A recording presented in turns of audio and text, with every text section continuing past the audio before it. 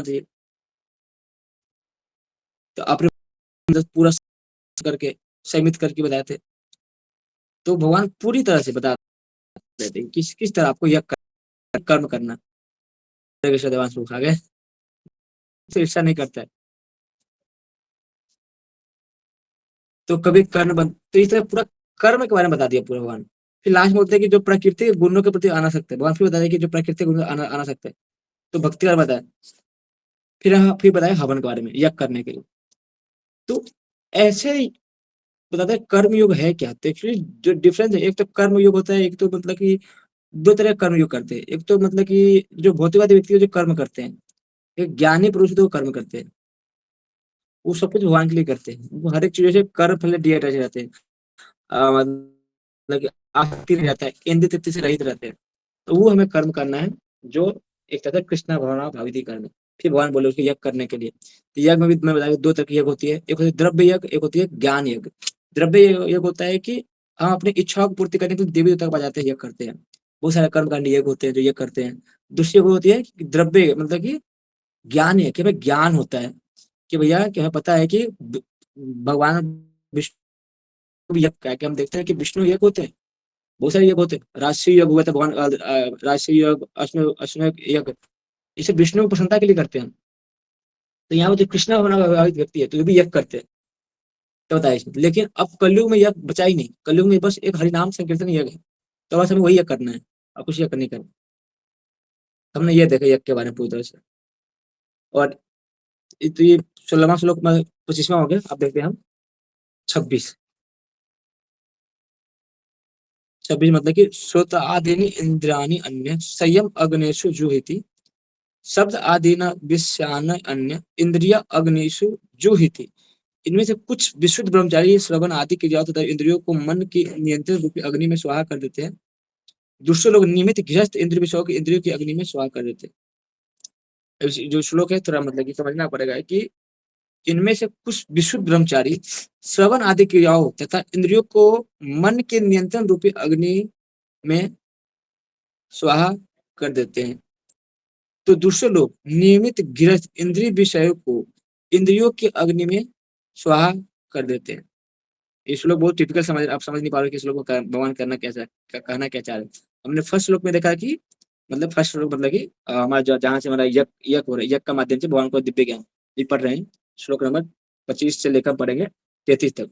तो 25 में भगवान बोल रहे हैं ये कुछ जो अलग अलग योगी होते हैं, अलग अलग लोग होते हैं जो देवताओं की पूजा करते हैं, यज्ञ करते हैं, और कुछ अलग परम ब्रह्म को जो आध्यात्मिक यज्ञ होते हैं, परम ब्रह्म रूपी अग्नि करते हैं।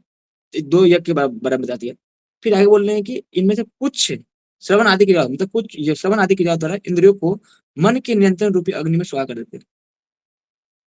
इनमें से कुछ मतलब कि जो आप कुछ ब्रह्मचारी हुए तो क्या करते हैं, अपने जो अंदर का जो यज्ञ बताते हैं कि अगर वो ब्रह्मचारी है तो श्रवण के द्वारा, भगवान की कथा सुनने के द्वारा वो अपने जो इंद्रियों के जो विषय वासना है वो पूरा खत्म कर देते हैं। तो एक तरह से वो भी एक तरह स्वाहा, मतलब कि अग्नि में स्वाहा कर दे, मतलब कि ब्रह्मचारी होते हैं तो वो लोग कर्म करते हैं, लेकिन वो भगवान की कथा सुनने के थ्रू वो पूरा खत्म करते हैं।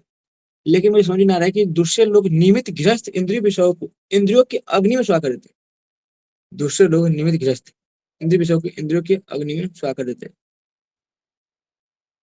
तो हम पर्पल पढ़ेंगे, पर्पल में हम समझ पाएंगे वो बात क्या बोलना चाह रहे हैं, समझ नहीं पा रहा हूँ। कि मानव जीवन के चारों आश्रम ब्रह्मचारी गृहस्थ वर्ण स्वास्थ्य सन्यासी पूर्ण योगी बनने के निमित्त।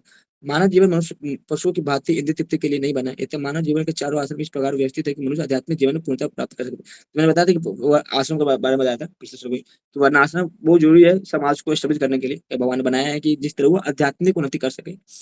ब्रह्मचारी या शिष्यगण परवानी गुरु की देखरेख में इंद्रिय तृप्ति से दूर रहकर मन को वश में करते हैं। वो कृष्ण भनावृत संबंधित शब्दों को ही सुनते हैं। श्रवण ज्ञान का मूलधार है। शुद्ध ब्रह्मचारी सदैव हरिनाम अनुकीर्तनयाम अर्थात भगवान के यश कीर्तन से श्रवण में ही लगा रहता है।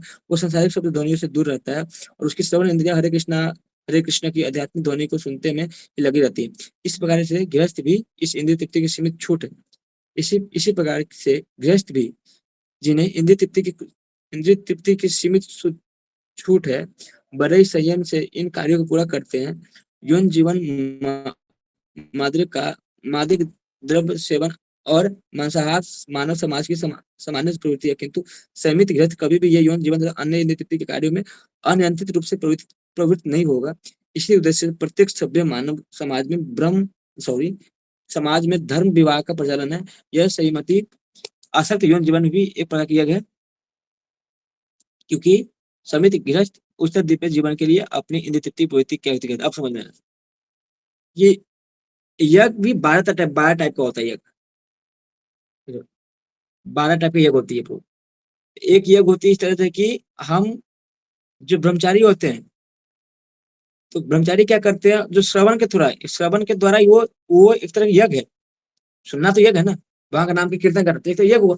तो यज्ञ कौन करते हैं, जो लोग ब्रह्मचारी लोग होते हैं, तो भगवान की कथा सुनते हैं, इस तरह यज्ञ करते हैं। तो वो अपने मन पर संयमित करते हैं। अब दूसरा होता है गृहस्थ के बारे में। तो गृहस्थ क्या करते हैं कि इंद्रिय विषयों को इंद्रियों के अग्नि स्वाह कर देते हैं। मतलब इसमें बताते हैं कि गृहस्थ मतलब कि एक तरह से छूट होती है इंद्रिय तृप्ति का, लेकिन उसका लिए होती है कि संतान उत्पत्ति करने के लिए वो जो सेक्स लाइफ करते हैं। तो कहते हैं कि एक जो यज्ञ मतलब विवाह एक यज्ञ माना गया है। एक विवाह संस्कार है जो 16 संस्कार, इसमें 16 संस्कार में ये यज्ञ आती है। तो विवाह संस्कार यज्ञ होता है। तो उस यज्ञ में पति पत्नी शादी करके हुए यज्ञ में वो अपनी यज्ञ फल मतलब उसमें यज्ञ देते भगवान विष्णु, किस तरह अपने पुत्र को अच्छे पुत्र भगवान की सेवा में लगा। तो गृहस्थ भी इस तरह से यज्ञ करते हैं। तो इसमें मैं कहीं देखा था, इसमें मैंने 12 यज्ञ होता है इसमें, और मुझे 12 यज्ञ तो नाम नहीं याद आ रहा है। मैं सुना था 12 यज्ञ होता है जो करना होता है। तो इसमें बता रहे हैं कि किस तरह वर्णाश्रम फॉलो, जो वर्णाश्रम होते हैं, चारों जो वर्ण होते हैं, चारों वर्ण और 4 आश्रम होती है। और चारों आश्रम में जो ब्रह्मचर्य आश्रम किस तरह अपने यज्ञ कहाँ डालते हैं, श्रवण क्रियाओं में डालते हैं। और जो गृहस्थ लोग होते हैं वो 4 रेगुलेटरी प्रिंसिपल फॉलो कर वो अपने इंद्रियों को खत्म करके, और इंद्रियों को पूर्ति तभी करते थे उसके अच्छे संतान उत्पत्ति जाएगी, और संतान उत्पत्ति जाएगी क्यों, कि भगवान की सेवा कर सके। तो इस तरह से वो अपने यज्ञ पूरा करते हैं। विवाह करना है कि यज्ञ हो, तो गृहस्थ लाइफ इसलिए मतलब गृहस्थ शादी करना एक तरह यज्ञ बताया गया है। ये 2 श्लोका था जो हम यज्ञ के बारे में पढ़ रहा था। और आगे भी बहुत मतलब कि टिपिकल है, लेकिन मैं पढ़ा नहीं हूँ, इसलिए मैं आपको पढ़ा नहीं सकता आगे, क्योंकि जो आगे का श्लोक आएगा ना वो थोड़ा टिपिकल है, इसमें कुछ बहुत मेन पॉइंट आएगा। तो मैं सोच रहा हूँ कि आज मैं इसको यहीं रख देता हूँ। मैंने आपको मतलब क्या होता है ना कि बिना पढ़े आता हूँ ना, तो मतलब कि अच्छे से मतलब या तो मैं इसे पढ़ दूंगा, अगर पढ़ के आता हूँ तो कहीं कहीं से लेकर आता हूँ पूरी तरह से। तो बस हमने ये देखा कि हमें किस तरह से भगवान अर्जुन को कैसे कैसे बताया है कि हर एक चैप्टर में कर्म योग घुसा दिए, और कर्म योग में भक्ति योग घुसा दिए भगवान। वहीं से मना कर रहे हैं भगवान। 3rd चैप्टर मतलब 2nd चैप्टर में बोला कर्म करना पड़ेगा, उसमें कर्म के डिफरेंट टाइप बताए। फिर कर्म योग आएगा, कर्म योग में डिफरेंट टाइप बताएगा, कर्म योग में क्या क्या कैसे, उसमें भी यज्ञ करने को बताया।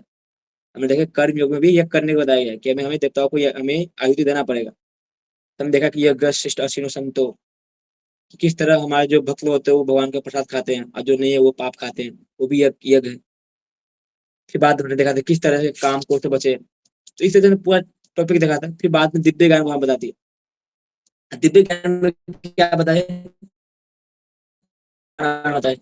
कि सबका स्रोत मैं ही हूँ, वर्णाश्रम धर्म मेरे साथ है। क्यों, ताकि मैंने इसको एक आध्यात्मिक उन्नति करने के लिए प्लेटफॉर्म बनाया जिससे भक्ति कर सके। फिर बोला अर्जुन को तुम्हें एक कर्म करना पड़ेगा। कैसे, कि तुम्हें ये हमारे जितने जितने मुक्त आत्माएं जो इस तरह फॉलो करके मेरा अनुसरण करके अपना कर्तव्य पालन किया, तुम्हें भी अपना कर्तव्य करना पड़ेगा। फिर वहां कर्म को बताएं कि तुम्हें कर्म अकर्म समझना पड़ेगा, तभी तुम समझ पाओगे कर्म क्या है कर्म क्या है। इसके अनुसार से आप तुम कर्म करोगे तो तुम्हें पाप नहीं लगेगा, अब तुम कर्म बंधन से नहीं फंसोगे। तो वहां कर्म करना बता दिए। फिर बाद में कि यज्ञ करना पड़ेगा, क्या कि यज्ञ के थ्रू ही आप मतलब कि विष्णु को प्रसन्न करोगे। जो भी तुम आहुति डालोगे, हमने पढ़ा था पहले पिछले पिछले श्लोक में, कि जो जो अपने आध्यात्मिक कर्मों का योगदान के कारण अब से ही भगवत धाम की प्राप्ति करते, क्योंकि उसमें हवन आध्यात्मिक होता है, हवि भी आध्यात्मिक होता है। यज्ञ करने के बोल रहे हैं। फिर हमने फिर यज्ञ का पाठ पढ़ा कि जो 25 से 33 है, इसमें यज्ञ के बारे में बता रहे हैं। यज्ञ भी 2 टाइप का होता है। पहले हमने देखा था यज्ञ कि एक तो होते भौतिकवादी यज्ञ, कुछ मांगने के लिए करते हैं। जो ज्ञान योगी होते हैं, जो ज्ञान होते हैं, उनको भगवान विष्णु को प्रसन्न करने के लिए करते हैं। जैसे देखा ना अश्वमेध यज्ञ हुआ था, राजसूय यज्ञ हुआ था, इसे कुछ चाहिए तो ही था। राधा युधिष्ठिर को क्या चाहिए था, कुछ नहीं थे। युधिष्ठिर महाराज ने यज्ञ किया था जिससे प्रजा को और भगवान सब संतुष्ट हो। तो अगर भगवान संतुष्ट हो सारे जीव सारे जितने भी जीव जंतु सब संतुष्ट हो गए, इसलिए किए थे। तो 2 तरह की यज्ञ हमने देखा था।